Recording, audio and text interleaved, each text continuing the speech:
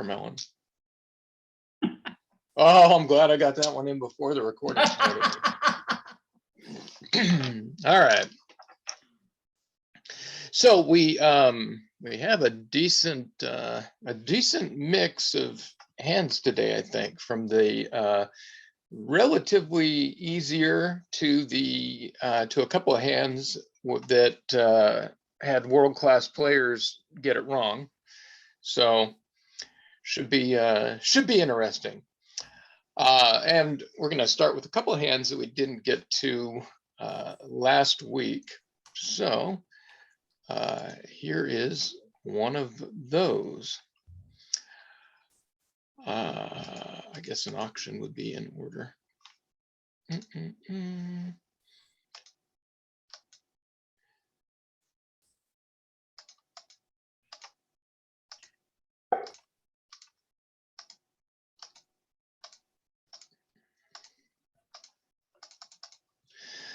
Okay, 4 spades. We should be east here, I trust, I hope. Does that sound about right?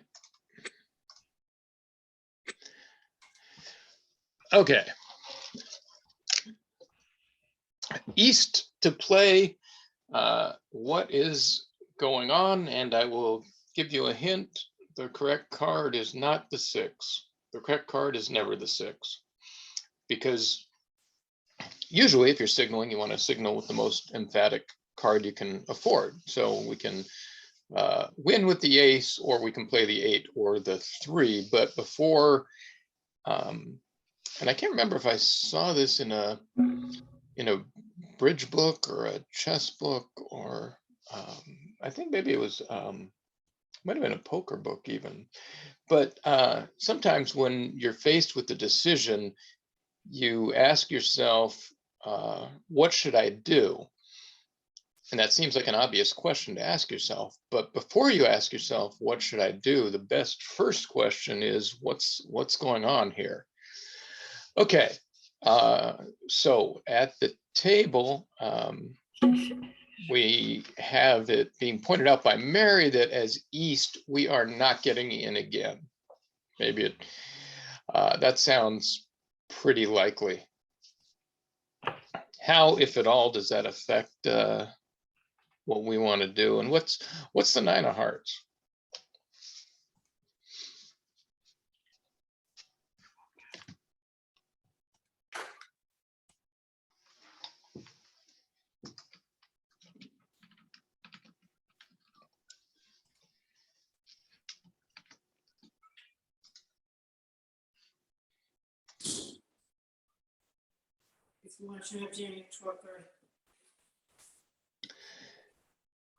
So if we were at no trump, then the 9 of hearts might be a top of nothing card. But as I've discussed in previous weeks, typically at suit contracts, at least, most common at high level games would be to lead small, even if the 9 were the highest card. So the 9 should be from shortness, either a singleton and or a doubleton. And if so, Victor says South has at most 3 hearts. For most people, that's true. It's a pretty reliable inference, although you can ask. But with both majors, most people who open a no trump will bid hearts first in response to Stayman. You can Thank you. Assume that, like I say, you can ask North what he bid with both majors in response to Stayman. But the most common is hearts. And so once again, we have a clue from the auction. If that's the case for this north-south pair, the fact that South skipped over hearts to bid spades should show a maximum of 3 hearts, and that would rule out West having a singleton. So we can probably make a pretty reliable inference here. Please mute yourself on Zoom. So, okay. Nope, you're fine, Dan. We're just trying to keep everybody else muted. Oh, good. I don't hear anybody. Okay. No, thank you. So we should have a pretty reliable inference that around the table, starting with West, hearts are divided 2, 4, 4, and 3 for declare. How, if at all, does that affect what we should do? And what else, aside from the distribution of the heart suit, what other distribution should we be thinking about?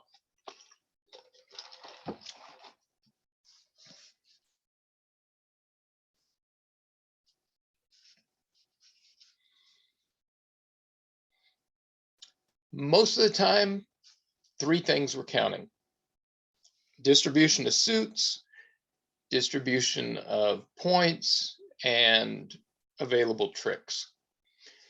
I love auctions that start with 1 no trump, because declare's hand is very narrowly described, right? Declare should have playing 15 to 17. Declare has 16 points plus or minus 1, and that tells us what partner has, right? So 5 high card points for us, 9 for dummy is 14. Declare has 16 is 30. Partner's got 10 plus or minus 1. And notice that declare accepted an invitational bid, so probably 16 or 17. 15 is possible with a doubleton. If declare knows, now that declare knows about the spade fit, declare might have upgraded a 15-point hand. But anyway, partner's got a pretty decent hand, right? Should be 10 points, give or take a jack. Why, if at all, does that matter? Well, as was pointed out in the room, we're not getting in again. Now, partner has shortness. Declare has a heart loser, right? Partner's lead denies the king. We can see the queen and the jack. So we're entitled to 1 heart trick, the ace of hearts. Is there a rush to take the ace of hearts? Not very likely. I mean, declare would have to have, I don't know what, for the ace of hearts to go away. 5 clubs to the ace, king, queen, and then the ability to also draw trump with partners, good hand, 10-point hand, doesn't include the ace of clubs or the ace of spades or the queen of spades. And declare is just going to draw trump and run 5 rounds of clubs and get rid of all the hearts. That seems extremely unlikely. Again, this would be different if we were in a different contract, we had a different auction, there was a big side suit and dummy that heart losers could be pitched on, but we can get a heart trick and we don't have to get it now. So as is being pointed out in the room, if we take the ace and return a heart, partner's not going to be able to ruff because declare probably doesn't have 4 hearts, which means that the possible heart ruff that partner might get is never going to happen. The only way that we could maybe give partner a ruff would be if we duck this heart, partner gets in, and then leads the second heart to our ace, and then we can give partner a ruff of the 3rd round of hearts. And declare should have exactly 3 hearts. So distributionally, that works. We know partner has a pretty good hand. Might include the ace of spades. Might even include queen 3rd of spades, right? If declare has ace jack of spades, then probably declare is going to lead a spade to the king, finesse to the jack on the way back. Partner could win the queen, lead a second heart, and ruff the 3rd round. That could happen also. So there's a lot of ways that we can get this right if we don't win this trick. If we're not going to win the trick, we probably want to play the 8, encouraging. And then declare gets a trick with the 10. And you can see that in this case, that's going to work because partner has the ace of spades. But even if partner didn't have the ace of spades, nothing would be lost, right? We're going to get the ace of hearts. It can't possibly go anywhere. So there's a couple things to think about on this hand. One is, again, the auction usually provides clues, usually gives us some help. When you're declaring, you're very, very conscious of your entries because you can see your hand and you can see dummy. So you know how easy it is to get to the board. You know how easy it is to get back to your own hand. On defense. What do you mean? The base part. Oh,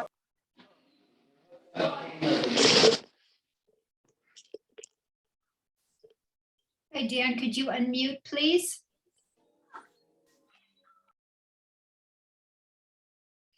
Dan? I muted you accidentally again. Okay, are we back? Thank you. Okay, so as declarer, it's even though people mess up entries frequently as declarer, it's a lot easier, right? You see what cards dummy has, you see what cards you have, and you know what your transportation looks like. Usually when you make an error with your entries as declarer, it's because you've been careless. We all do it, but that happens a lot. But it's much easier to handle your entries when you see all 26 cards. But from a nuts and bolts perspective, as far as how the hand can work out and how many tricks can be obtained, the same consideration of entries applies to the defense. You just have to work harder to figure out whether your partner has entries, what they might be, and so on and so forth. So here, the ace of hearts is actually a critical entry to give partner that ruff. And the auction and partner's lead give us some valuable clues. The first is the lead tells us the partner's leading from a short suit, so a ruff is possible. The auction tells us that a ruff at trick 2 is going to be unlikely because partner should have a second heart. And then again, finally, we want to think about how many points partner has.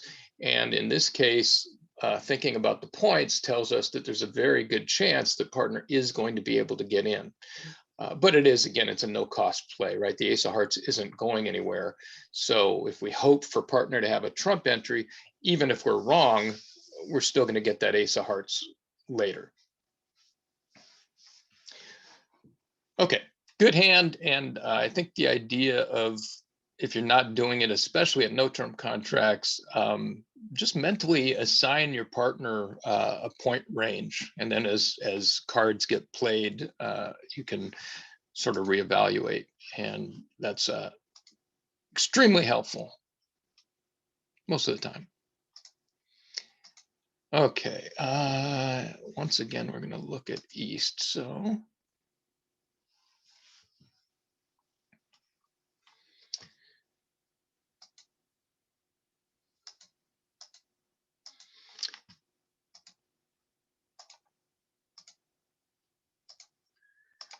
three hearts is just a straight up limit raise.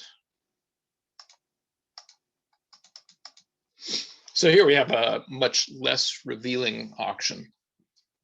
Sad but true. Okay, and we're going to see a lot more cards on this one. So I will be quiet, play them at a moderate pace until we get to the critical moment.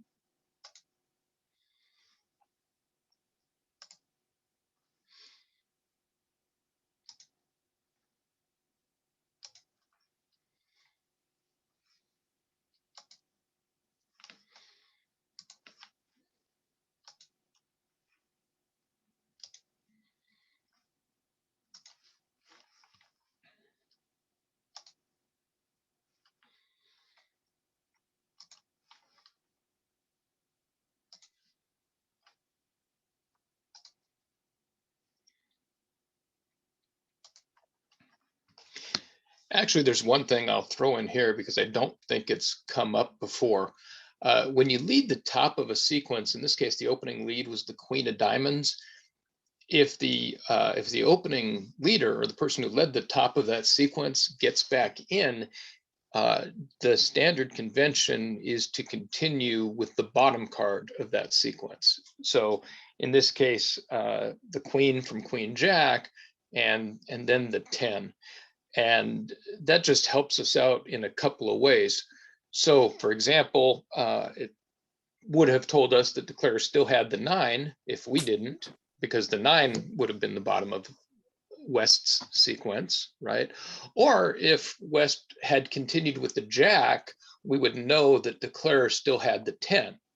And that might help us in a number of ways. So for example, if we wanted to make a safe exit later, let's say the 6 of diamonds weren't in dummy, we could play a diamond, force Declare to ruff and dummy, and we would know that we weren't giving Declare a ruff and a slough, because partner's continuation of the Jack would have told us that Declare had another diamond, specifically the 10 at least. So if that one's not in your arsenal, it's a good one to add. It could be Queen Jack 10. It could be Queen Jack 10 with an extra card, or even 2 extra cards. It doesn't tell us how many cards West has, but it does give us a better picture of where the higher cards are. So we now in this case, again, we had a pretty unrevealing auction, but on a lot of other auctions, we might be able to use distributional clues from the auction to kind of place how many cards West has. So starting with the queen, continuing with the 10 doesn't mean it's a tripleton, and it doesn't deny it. It just tells us if partner just played the queen and then the Jack, we might not know about the 10, but the queen followed by the 10 definitely tells us West has the Jack. Or yeah, or always it could be a doubleton. Thank you. Okay, so meanwhile,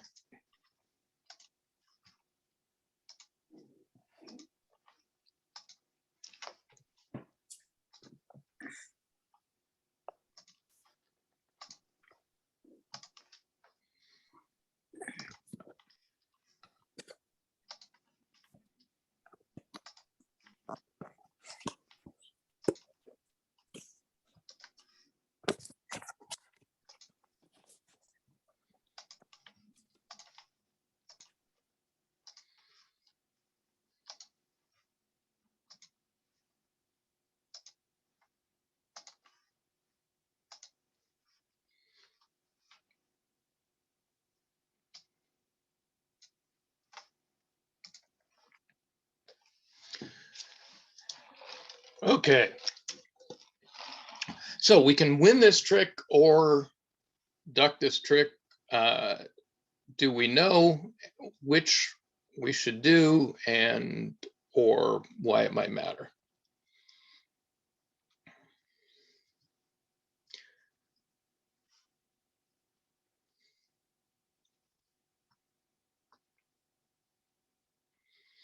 And here's a better question. Okay, looking at partners' points.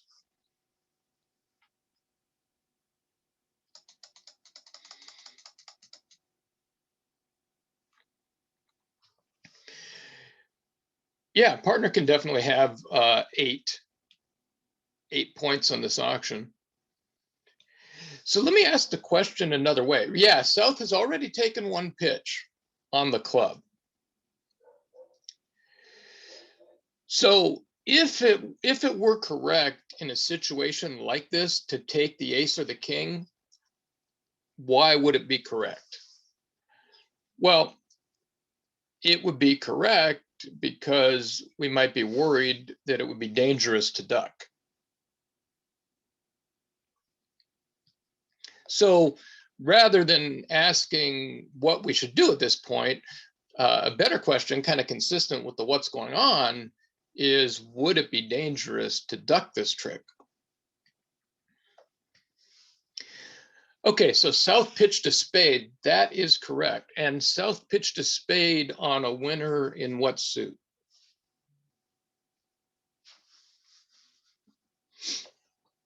Yeah. And do we remember what round of the clubs that was that the spade went away? Okay, spade went away on the 3rd round of clubs. And it's always somebody shows out, especially if it's your partner, or declare, because that tells us how the suit is divided. Yeah, declare took a pitch round of clubs. So declare had 2 clubs. Is there another suit that declare showed out on?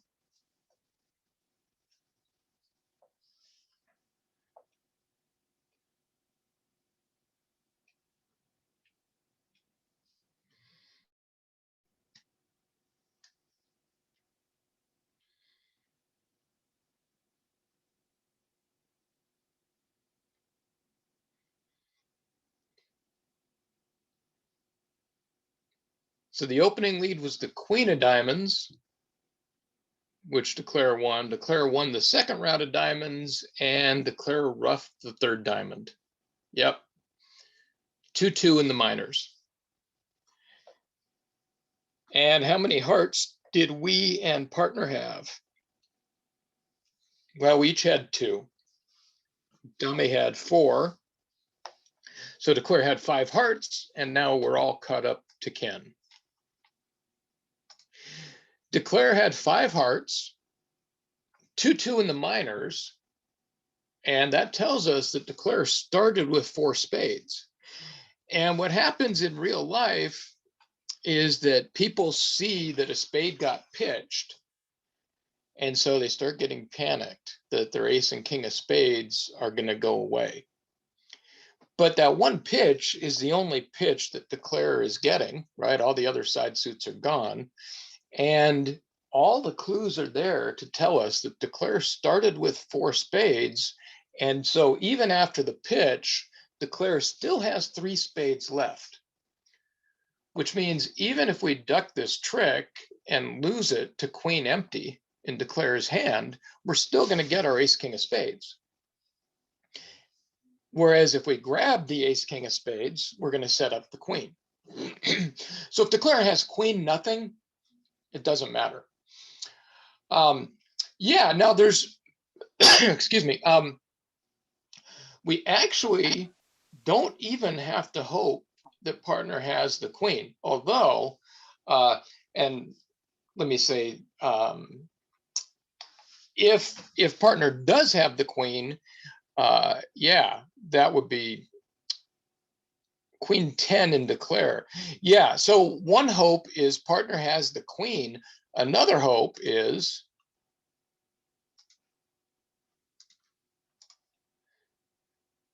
that declare has the queen and 10. So let's say you're declare, you got queen 10, 9, you play a small spade and east ducks.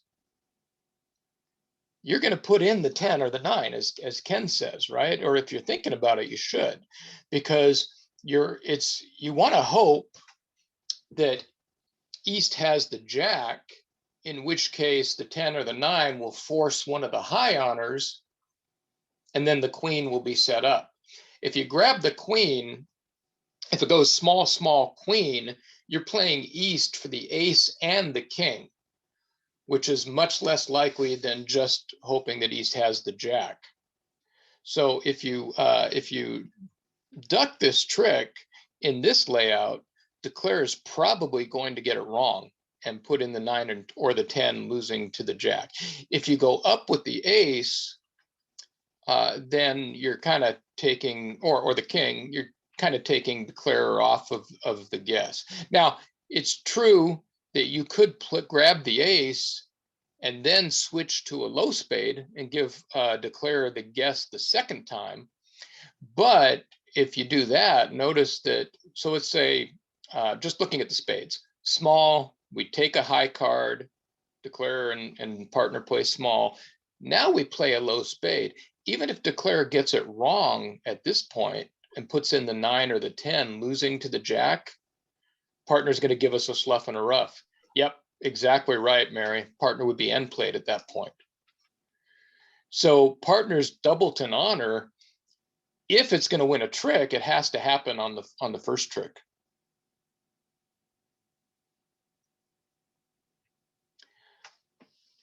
Yeah, and that is exactly right. Also, as Jack points out, although Not 100% jack, because if I'm declare and East thinks and thinks and thinks and then plays low, I'm going to know that East has the ace, but I'm not going to know that East also has the king.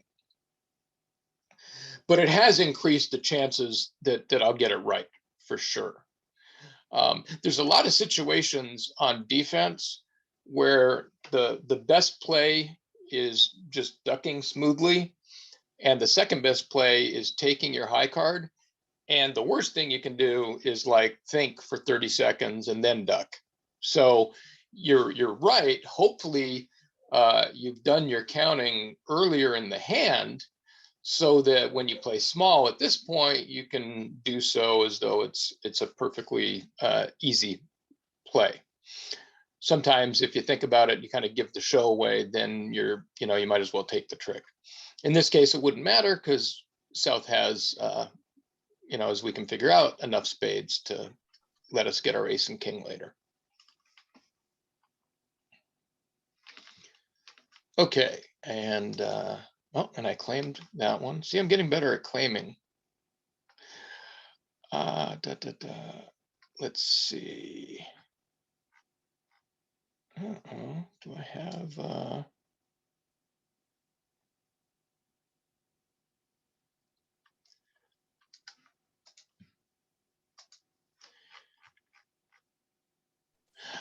okay. And for this one,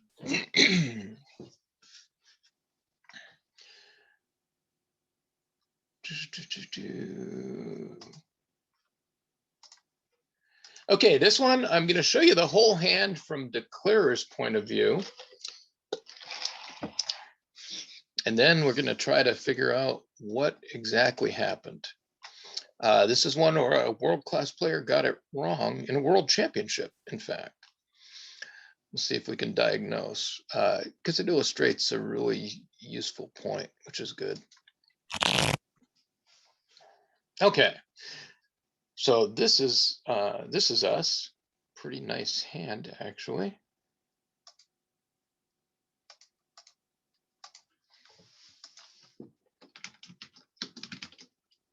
I'm giving you the auction as it was, so East-West we're playing precision.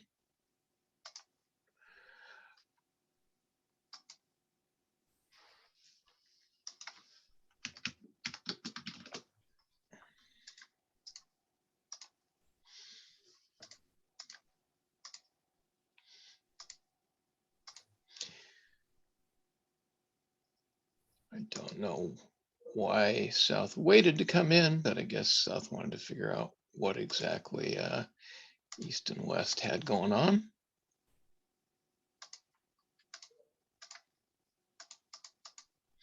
Okay, so this was the auction that actually happened at the table. North-South's actions were natural. East-West's spade bids were, yeah, I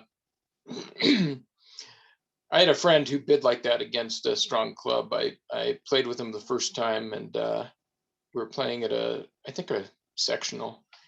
And I said, "What do you like to play? What do you like to do against a strong club?" And he said, "Bid one spade." And I said, "If you mean if you have 5 of them?" And he said, "Oh, then bid 2 spades." Yeah. So North-South natural. We have hearts. Dummy has diamonds. East-West, 1 club and 1 diamond artificial, but the spade bids are natural. And here's how the hand went in a Bermuda Bowl World Team Championship.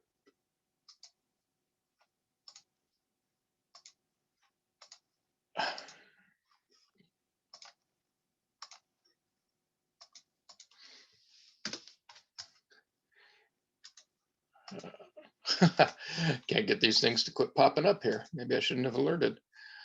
Okay.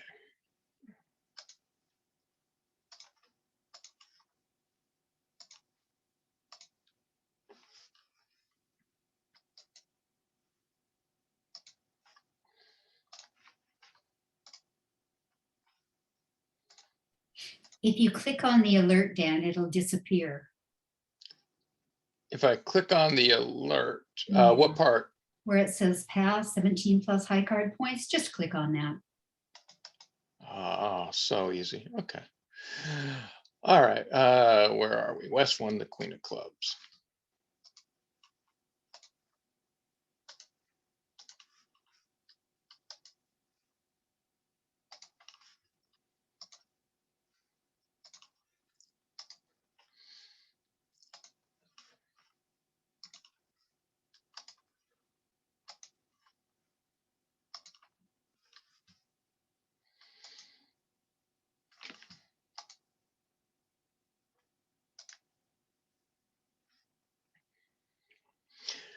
Okay, so South went down 1 on a hand that most intermediate players, most novice players would probably make. So what happened? If you're writing this up for the bulletin or for an article, what happened here?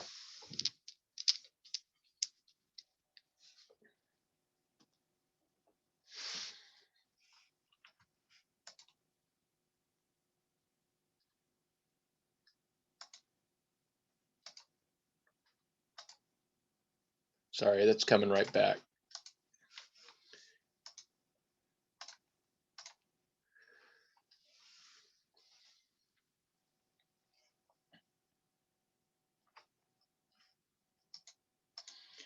This time I'm shortening the auction and avoiding all alerts.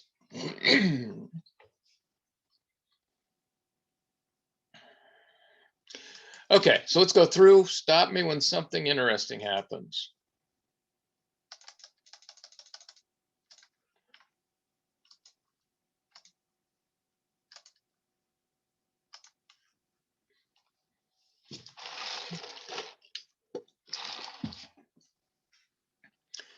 You see something funny about this trick already? Third seat, what is the standard conventional play with touching honors? Yeah, you play the lowest.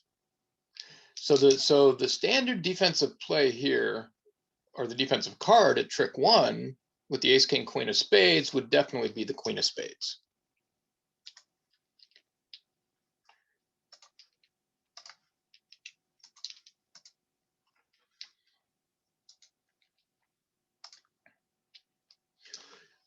What does the 3 of clubs mean when East breaks a new suit in the middle of the hand?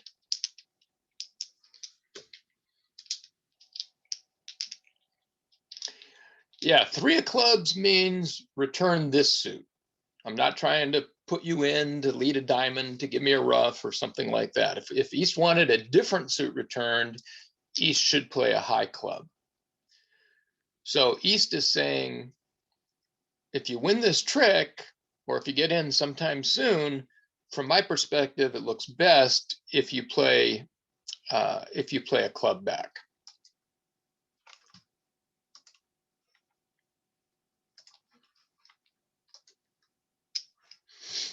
And so West did. And that's probably mostly tactical, because there is a 5-card suit in dummy that might set up. In fact, we can see that ace, king of diamonds, and rough of diamond does set up the diamond suit for 2 winners. But it might, I think North actually played the jack, not that it matters, but I think it's also psychological in that East probably wanted Declare to see that king of clubs.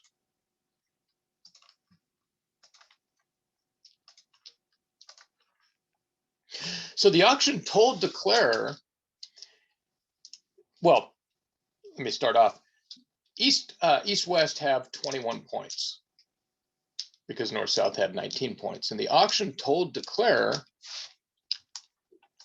that East had 17 of those points. So what has Declare seen? The ace, king of spades, the king of clubs, that's 10.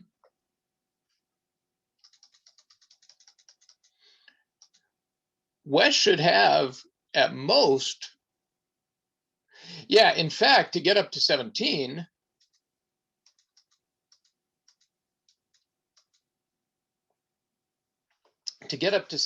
points, if West has the queen of spades, East has to have the hearts. So by hiding the queen of spades, Declare, who was counting the points and drawing clues from the auction, Declare realized correctly that if West has the queen of spades, East has to have both heart honors. And Declare had 9 hearts, right? So the normal play would be heart to the queen and then lay down the ace.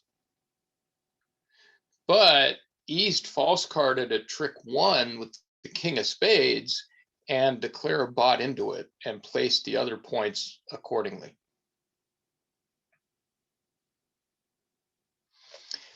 Now, the problem with false carding is you can fool Declare, but you can also fool your partner, right? And so the general rule is it's relatively safe to false card when you know that almost all of the partnership assets are in one hand. Then it's usually safe when the strong hand does the false carding. The weak hand wants to signal honestly. And if points are balanced, then usually both sides want to signal honestly, unless it's like an obvious case where a declarer is, leading up to a long suit at no trump and needs to know the count, then you can lie. But if partner's going to be involved in the hand, most of the time you want to be honest. If partner's not going to be involved in the hand, then it is usually safe, or at least much safer, for the strong hand to false card, but not the weak hand. The weak hand wants to be giving honest signals here. So Declare may have gotten it right, may have gotten it wrong anyway, but East definitely helped out. Now, I think that Declare made a mistake and should have gotten it right anyway. Why is that?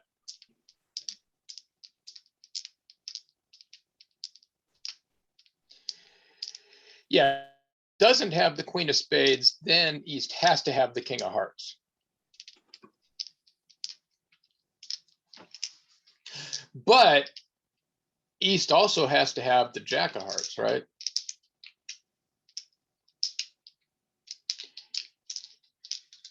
If East, I think East has to have the king of hearts anyway. So the false carding was to lead Declare to believe. I mean, Declare is always going to play East for the king of hearts, but the false card helped Declare also play him for the jack of hearts. Now, the reason I think Declare should have gotten it right is because Declare knows that East knows that it's relatively safe to false card with the strong hand. And so Declare maybe should have been suspicious and just stayed with the original odds that a small heart to the queen is the most likely play. Missing 4 hearts, that's usually the best way to pick up the whole suit without losing a heart, right? It's, yes, East can safely false card, but the auction told Declare that East had almost all the points, and therefore South knew that East knew that he could safely false card. But a lot of success in bridge in general and in defense is not finding like 100% certain ways to win the board or to set the hand, but in giving Declare additional chances to go wrong. And the more you can give yourself like an extra, 5% chance here, 2% there, 10%, whatever, the more decisions like that, then the more, some of those decisions Declare will get wrong. and you put those odds in your favor. One of the things that we've talked about is, sorry, trying to find it here. One of the things we've talked about is active versus passive defense, and I came upon just a really nice quotation from Eddie Cantor.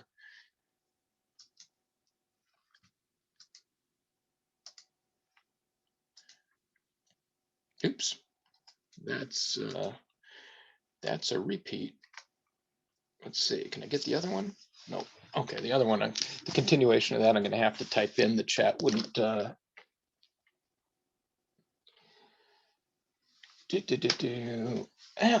where'd it go? Sorry, give me one sec, because I think this is really really important, and he did a nice job of emphasizing the point. Okay, so this difference in strategies, talking about active and passive defense that we've talked about in here, this difference of strategy, one, establishing a long suit, perhaps giving up the lead once or twice to do it, or simply sitting back and waiting for your tricks by leading a suit in which the opponents have the top tricks, passive defense. And here's the continuation. Or taking your tricks as quickly as possible before giving up the lead, active defense. And here's the part I wanted to highlight, is the key to most defensive thinking. And this decision is based largely upon your assessment of how many tricks Declare has available. I think that's a great quote. So active versus passive defense, probably the single biggest consideration, and it's based on the assessment of how many tricks Declare has available. He puts it much better and much more succinctly than I did. Yeah, give me a sec, I'll type it out. I thought unfortunately I can't cut and paste from a Word document, but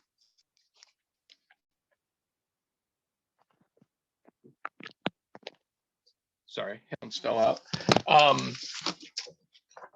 Now, if I can find the page again, I should be able to type it in here relatively quickly.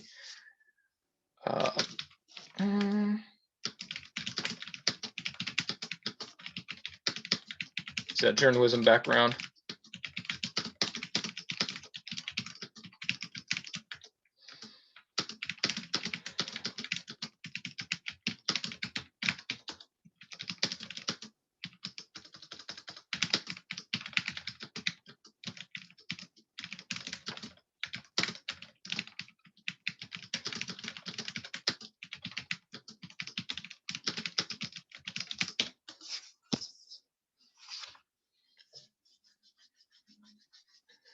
Yeah, it doesn't, I can't control V. Sorry, I got a private message about control V. I cannot paste into the chat box from a Word document, unfortunately.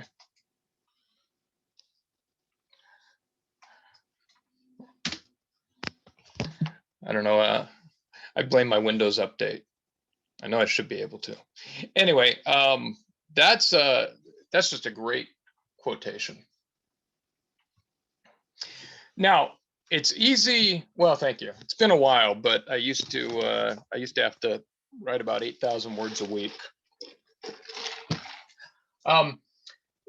We've seen a lot of hands where we're counting tricks because a lot of tricks are visible in dummy. Sometimes you have to work a little bit harder to count Declare's tricks, obviously, because Declare's tricks are hidden, but the clues are out there. So I'm just gonna give you just a quick example of that. Here's a suit.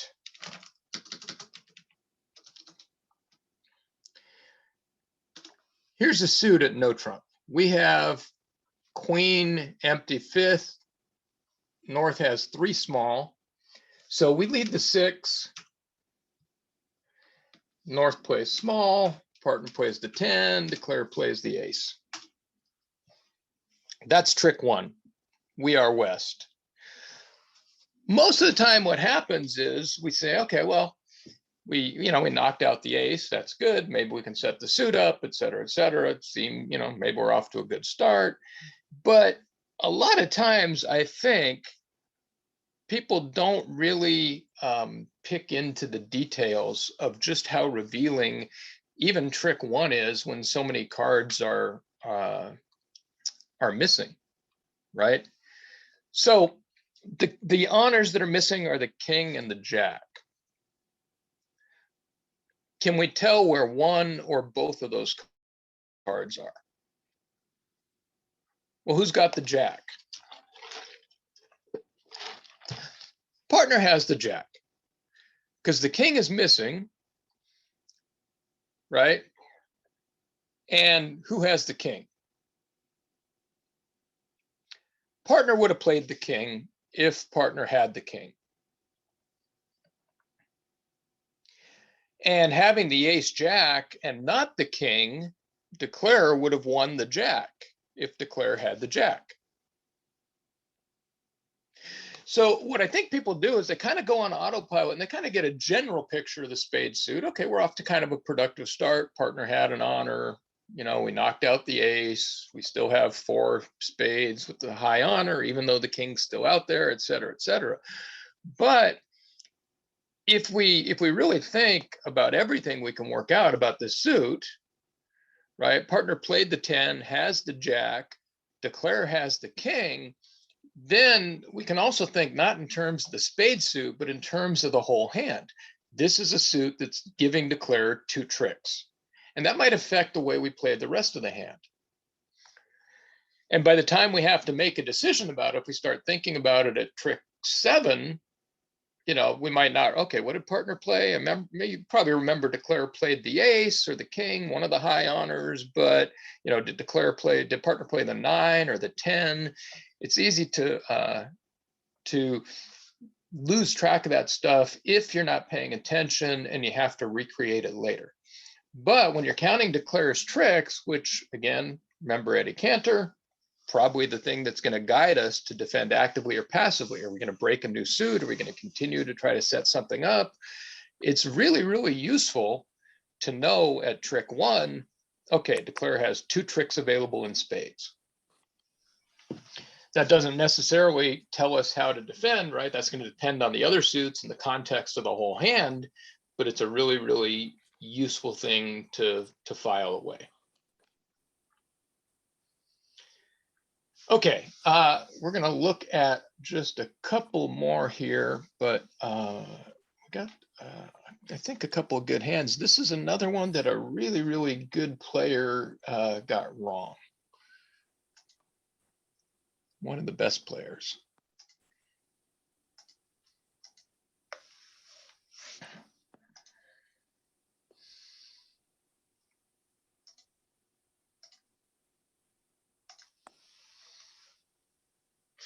Okay, we are east and we have a, yeah, absolutely, Babs.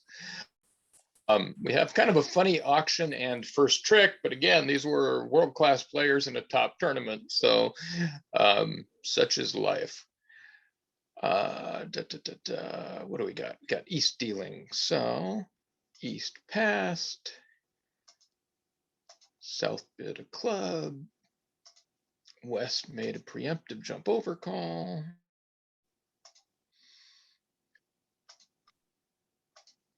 We raised, ace king third, south bids 3 no trump, pass, pass, pass. This is, by the way, I could be east here. I was not east, but this is the kind of auction I see with one of my partners all the time. And I'll show you why it's funny in a sec.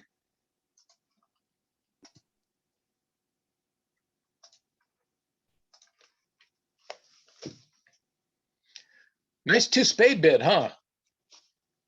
Let's see, ace, king, queen, jack, 10. Well, at least partner had the 9.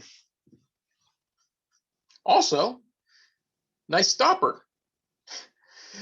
So I I never seem to be playing with North. I'm either playing with West, who's bidding at the 2 level with a 9 high suit, or South, whose stopper is the singleton 4. And I will tell you, now, it's a little dangerous to see the ace, king, queen, jack, 10 to sort of draw any inferences from West's bidding.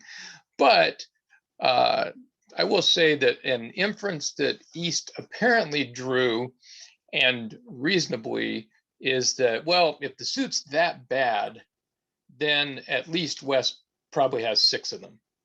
And that inference was correct. So I will tell you declarer's 4 is a singleton. So what's going on with the 3 no trump bid? And what's going on with the auction?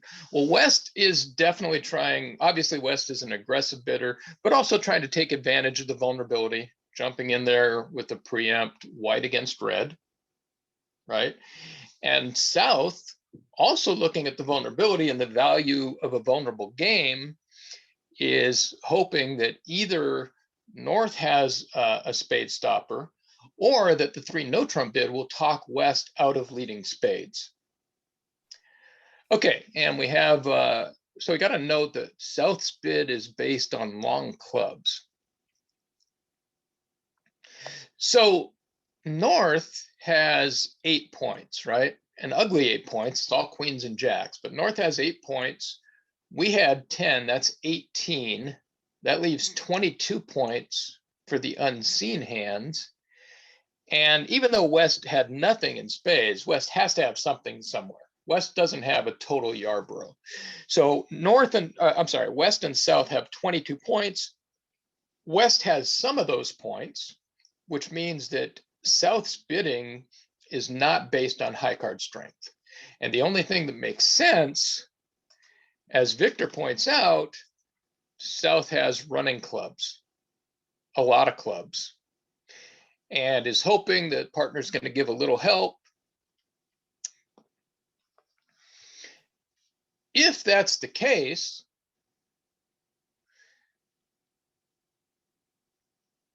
if South's clubs are long enough to bid 3 no trump on the strength of those clubs, that's ace, king, queen of clubs. Probably South has more stuff than that, right? This is probably a situation where passive defense is going to be a little dangerous. So if that's the case, leading a spade gives up a spade trick. We have the ace 10 behind the queen. Leading a club is passive and gives declarer time to do whatever declarer needs to do, either run 9 tricks or maybe set up, 1 additional trick. If declarer has, let's say, the ace of diamonds but no king, he can knock out our king because we're still the safe side, right? We can't attack spades. Or if declarer can get to dummy with the jack, declarer could finesse us out of our king of diamonds. That's if declarer has the ace of diamonds. Partner might have the ace of diamonds. Partner's got something. But from our point of view, we have to return a red suit. And we have to hope that the partner can get in. So here's the question. Is there any clue available as to whether partner is more likely to have more in hearts versus more in diamonds? Do we have a clue as to where most of partner's values are, or is that a guess?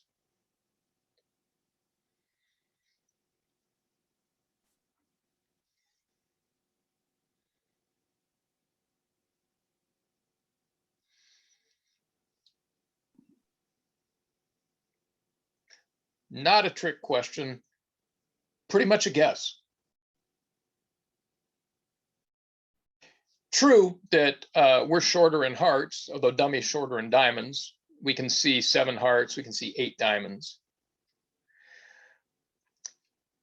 If we don't have a clue as to where partner's values are, then should we return a heart or a diamond?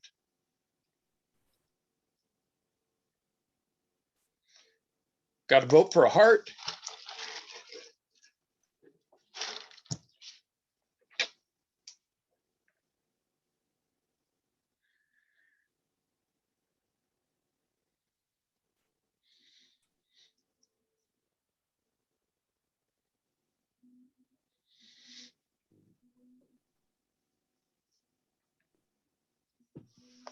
Okay. So congratulations. You are all in agreement with one of the best bridge players of all time. Unfortunately, he got this one wrong. Okay. How many spade tricks can we get if partner gets in and returns a spade? That's still only 3 tricks, right? So if partner has the ace of hearts, if we return a heart and we're right, we can take the ace of hearts and our 3 spades, but we still need another trick from partner because we're not going to be able to do much, right? If partner has the ace of diamonds, that's enough to set the hand by itself. And that's something that one writer calls the principle of minimal help. If we lead a heart, as Rosenberg did, Michael Rosenberg, and we're right, we're still not setting the hand if partner has the ace of hearts. By itself, the ace of diamonds is enough to set the hand,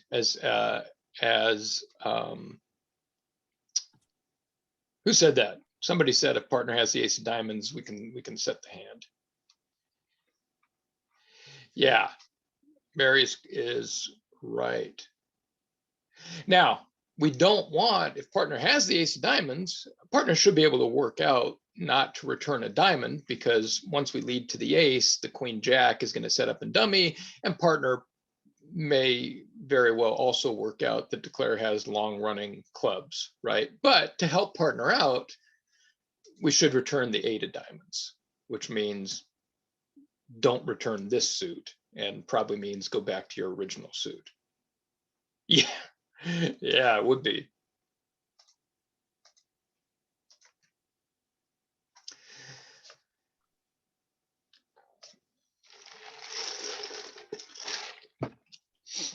So if you have clues and inferences available, then you want to take advantage of those and you want to make the play that's more likely to work.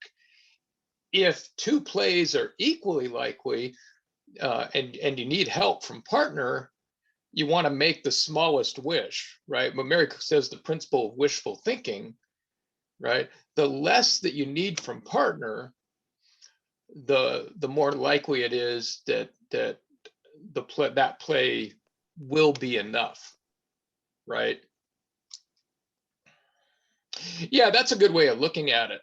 It's sort of like the Hail Mary, right? You need more from partner, even if partner has the ace of hearts, whereas the ace of diamonds by itself works. So yeah, that's kind of like a desperation philosophy, which is a good way to go, right? Declare is going to take 9 tricks if we don't do something fast.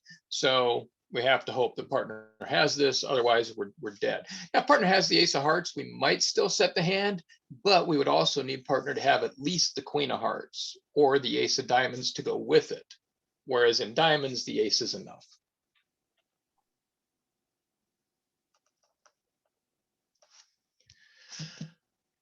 Okay, it is like about 2 minutes till. I have one hand we can probably rip out fast and get done by 5 after.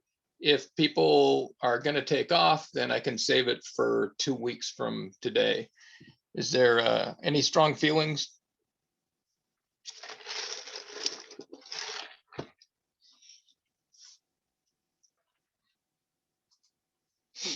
All right, let's do one more, and I promise I will be less verbose and we'll knock it out more quickly.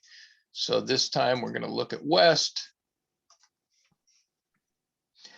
Yeah, wishful thinking is good if desperate, and that's true in all in all competitions, right? You don't throw a Hail Mary pass in football if you're winning. So that's a good way of looking at it.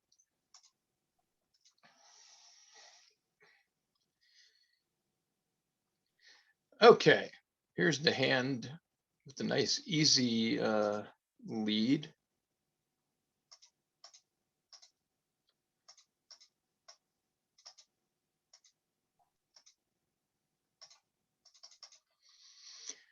So we lead the queen of spades. This is a bread and butter type hand. This situation happens all the time where the best players get it right almost invariably in like a stratified club game, and intermediate level players half of them will get it right and half won't, because they'll be guessing. And you're not automatically wrong if you're guessing, but you're giving yourself that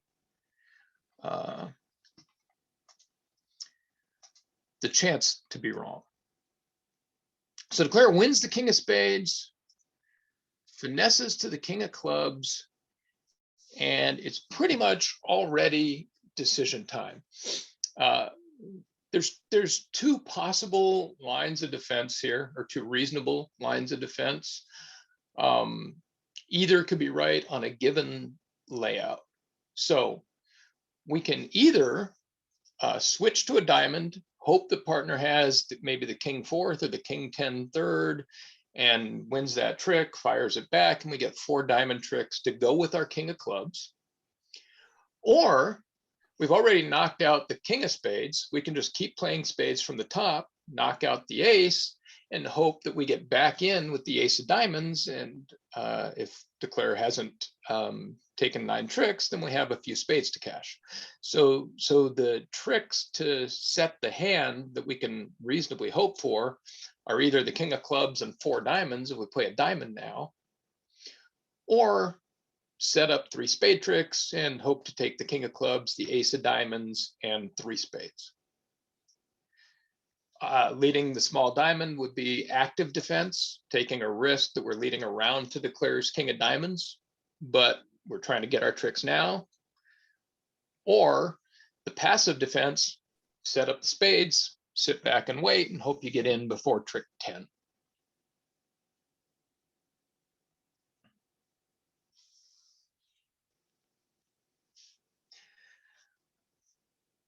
Okay, so I said I'd go fast. Now it's your turn. Partner did not encourage spades. That is true. Yeah, if we play spades, it's not because we think they're running. It's because we think we have time to set up the spades and get them later. So vote now if you're on team spade or team diamond.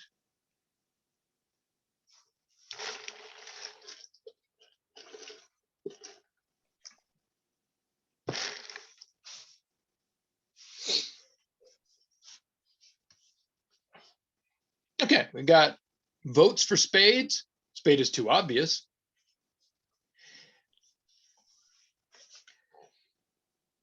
Victor asks how many top tricks Declare has. What is the answer to that?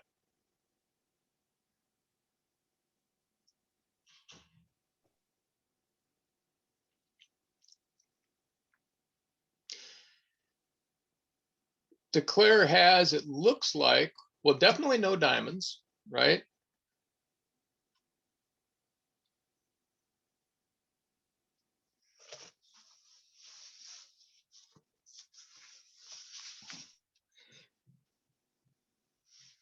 How many spade tricks does Declare have? Our worst case scenario, ace, king of spades, right? Obviously. Yes. Worst case scenario, partner doesn't have the ace of hearts. How many heart tricks does Declare have? 3. Yeah, 3 hearts, 2 spades. How many club tricks does Declare have? What does partner's 2 of clubs mean?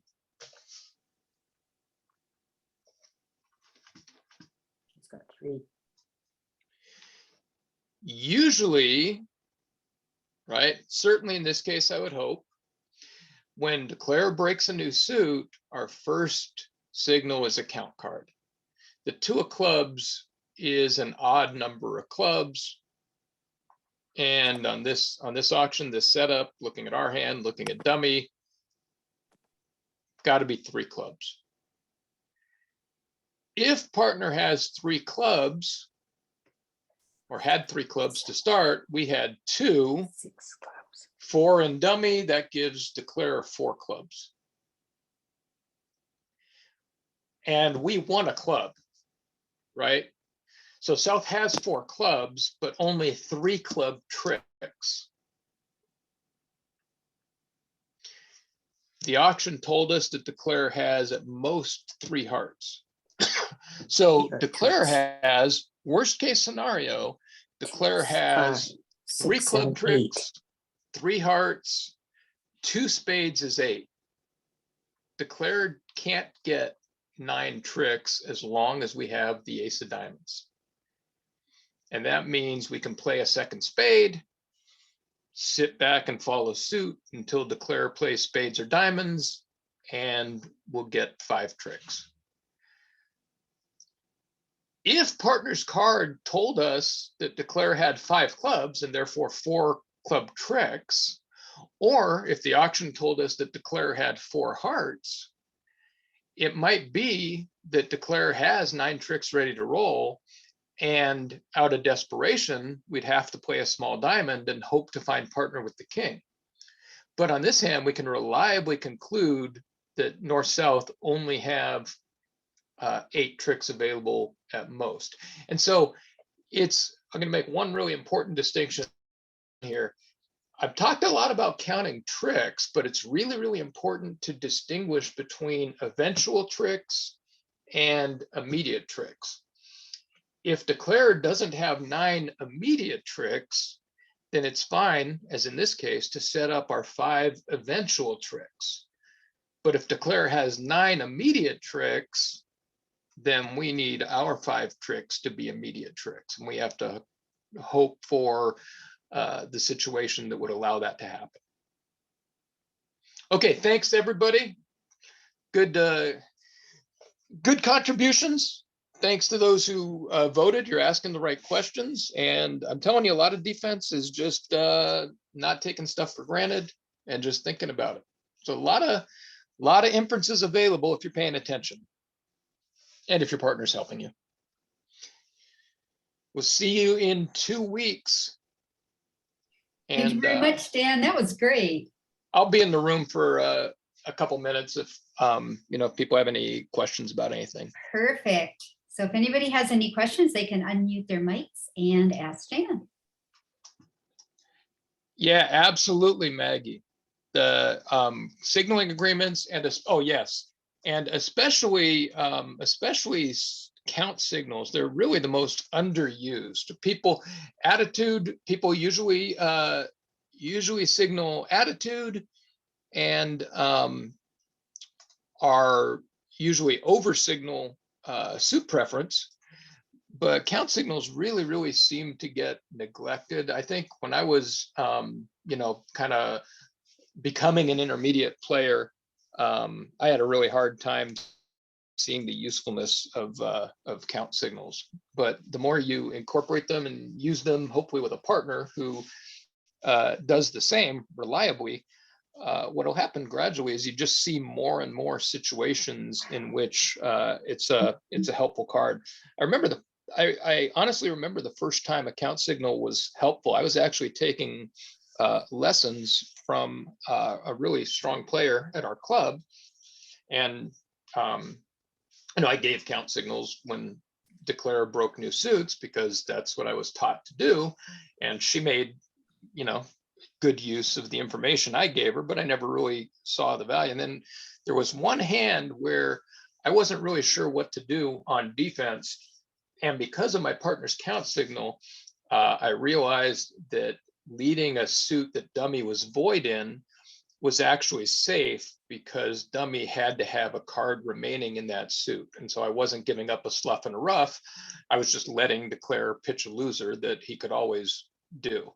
Whereas if I had led from the other suit, it would have blown a trick leading away from an honor.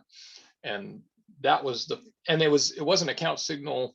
I'm trying to remember. I don't even remember if she gave a count signal in that suit or in a different suit that let me work it out. But that was my light bulb moment. And then I just what will happen if you practice doing this and thinking about this stuff is you'll just find more and more situations where a count signal helps you, and it can happen in a lot of different ways. Like I say, it can let you know that you're not giving up a slough in a rough. Sometimes it can let you know that it's safe to give up a slough in a rough, or sometimes it can let you know, like in this case, how many tricks Declare has in a suit, and that might tell you whether or not you need to take a chance in another suit. So even if it's difficult, even if you can't immediately see the value, if you're not using count signals, it's there are a lot of ways in which they're extremely helpful, and on a lot of hands, they're really the only reliable way to come up with the correct defense. You can stumble across the correct defense, but a lot of times you need the count signal to know for sure that a certain line is right.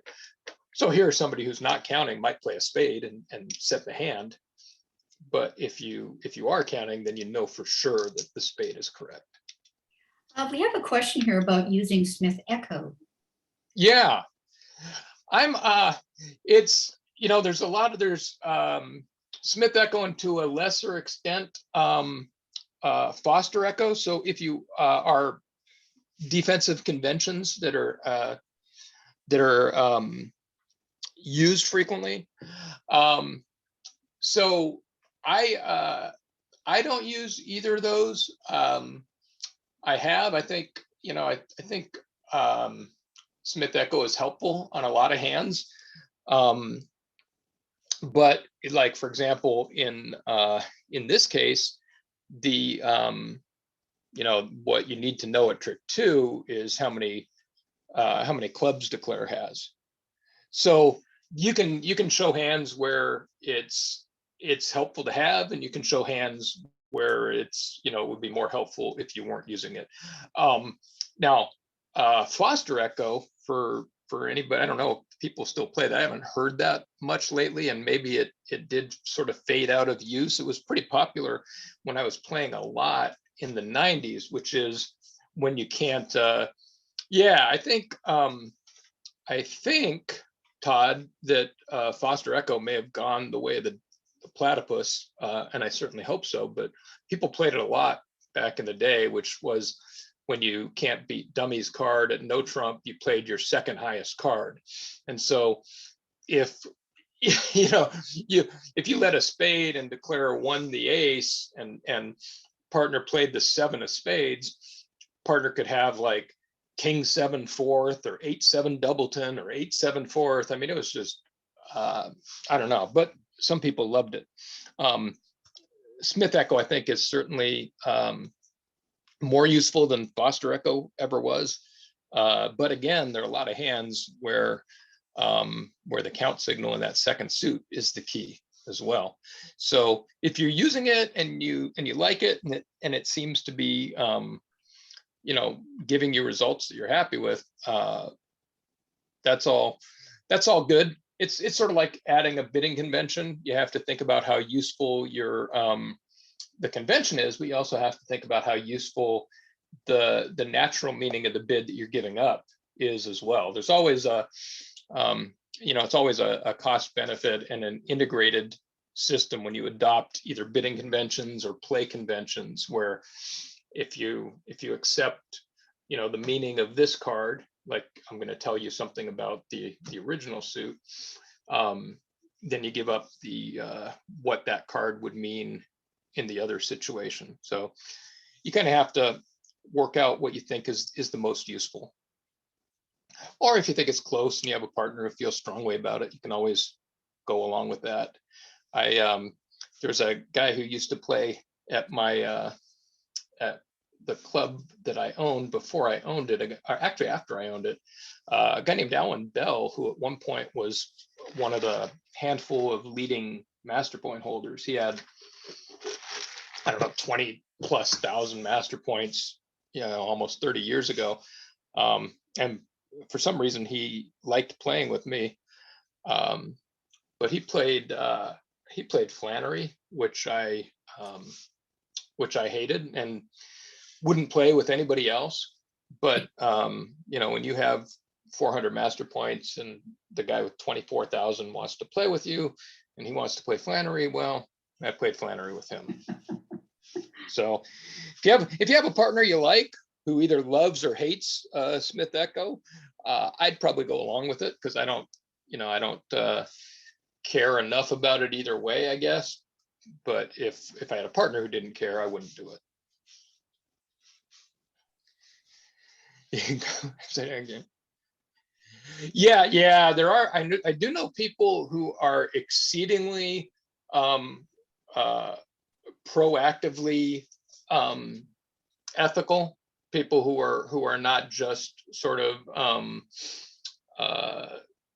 doing, trying to not cheat, but instead people who are hyper attentive to the ethical implications of the things they do. And I know people, I do know at least one partnership who won't play Smith Echo because of what Jack is saying in the room, that it does or that it can lead to some kind of questionable ethical situations. There's a lot of situations where it just sort of seems like even if nothing fishy's going on, that pairs just sort of tend to land on their feet most of the time in ambiguous situations. So that's that's an issue too.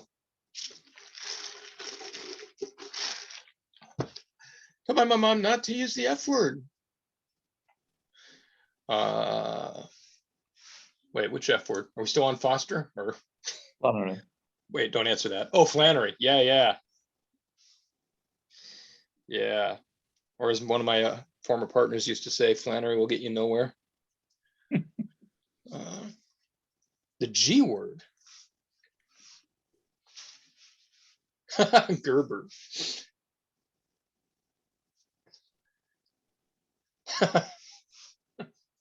Reverse F. It was the F word. Yeah, what? That'd be a good in-room poll sometime. What's your least favorite your least favorite convention? I've got one. The one I absolutely hate is and I don't play with anybody who likes it, but stolen bid doubles over one no trump, with the exception of doubling two clubs for Stayman. That used to kill me when I was kind of playing with random intermediate level partners. Did use Gerber once. I think the problem the problem I had with Gerber was on your convention card, and I don't know, maybe this might be another thing like Foster Echo, something that was popular like 25 years ago and not so much anymore. But people at my club used to say they played Gerber when obvious. And if for those of you who've been playing bridge for more than 2 weeks, you've probably realized that if there's one thing that's true about bridge, it's that what's obvious to one person is not always obvious to the other person. Yeah, I agree completely with Ken. Gerber is useful in certain situations, but requires clear guidelines. So for me, I play Gerber directly over no trump or over a no trump sequence, a Stayman auction or a transfer auction that starts with one no trump. I think there are a lot of pairs that do that. Four clubs is Gerber, period. And there's a lot of situations like as Victor points out, one spade, four clubs, for me, that's a splinter. But one no trump, four clubs is certainly Gerber. One no trump, two clubs, two hearts, four clubs, Gerber. The auction started a no trump. And in that situation, I would play key card Gerber. It's definitely overused, and it definitely leads to situations where one partner thinks that it's Gerber and one partner doesn't. Although Babs just, as horrible as the four clubs is always Gerber agreement is, at least you'll never have a situation where it's Gerber to one person and not to the other. That's so true, isn't it? At least that won't happen. Open 4 clubs Gerber. Interesting. That, yeah, I guess if for Babs's pair where, 4 clubs is always Gerber, then I guess an opening 4 club bid is Gerber. Big Gerber too, yeah. That would be a very rare hand, right? Like if you had, ace, king, queen, 4th, and then king, queen, 3rd, king, queen, 3rd, king, queen, 3rd. I guess you could do it. Yeah. Must be over a natural no trump and must be a jump to 4 clubs. Yeah. I like that. If it's not over a natural no trump and it's a jump to 4 clubs, then like I say, for me it's a splinter. But there are definitely conventions that don't come up that often. If if you mess them up more than once a year because you're not on the same page as to when it applies, then you're probably better off not playing it. If you if you both know at least when it's Gerber and when it's not, then that'll provide some value. But we open.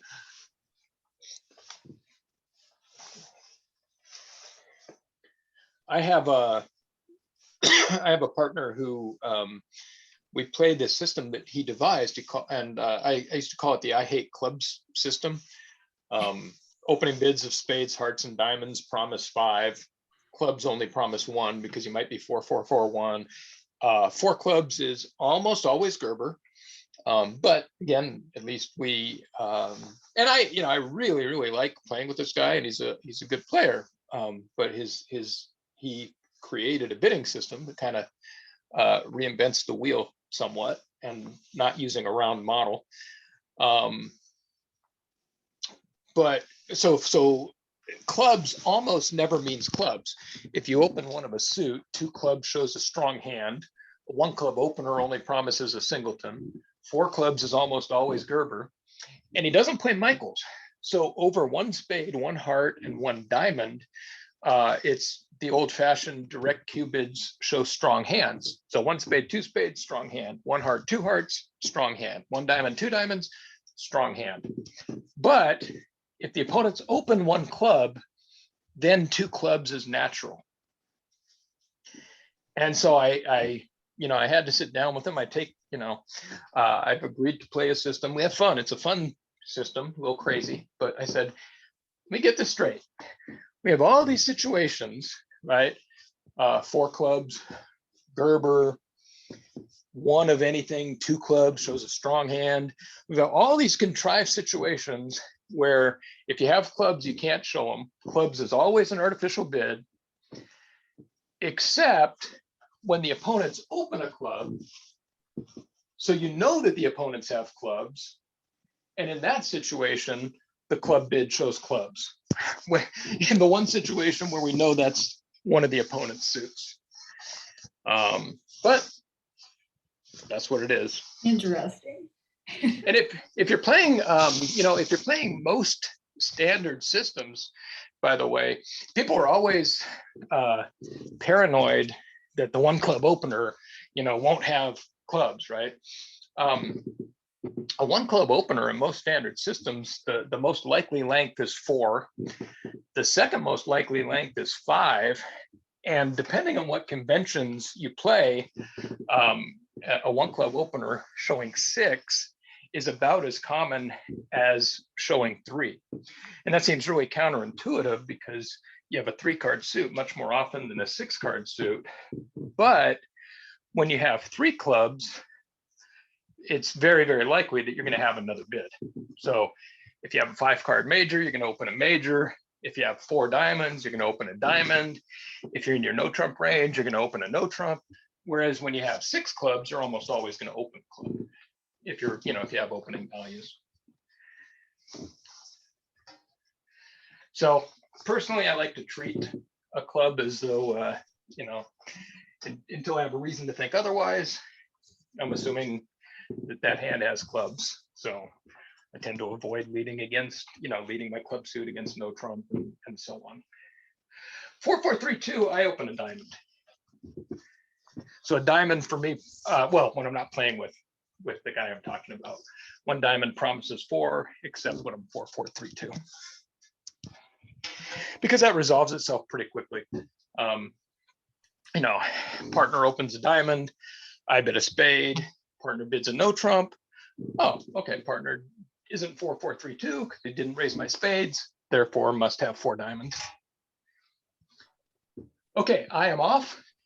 I will Thank you, Dan, that was great. see you in 2 weeks. Okay, and good luck if you're playing in a tournament. I'm not, but thanks. Okay, dokie. Thanks everybody for coming, and we'll see you all in a couple of weeks.